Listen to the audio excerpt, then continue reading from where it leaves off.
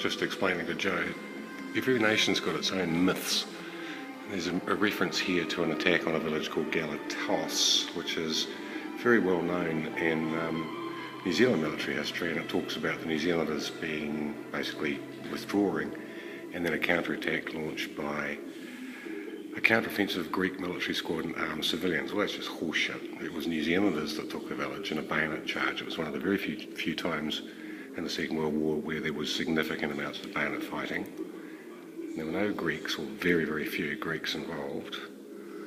And the photos that they've got here of dead British, those are dead Kiwis, that's in Galatas village. I've seen the photos before in the New Zealand records. So they're talking themselves up, and there's no question that the Greek troops here, who were recruits, fought very, very bravely, as did the civilians. The Cretan civilians got stuck into the paratroopers as soon as they landed. And that, unfortunately, led to the bodies of German paratroopers being recovered that had knife wounds and things, and they thought that the civilians had mutilated them after they had been killed. Not the case at all. But the Germans then pretty much immediately got stuck into their reprisals and started executing villages, and they behaved very, very badly here indeed. Kind of a case of misunderstanding as much as anything.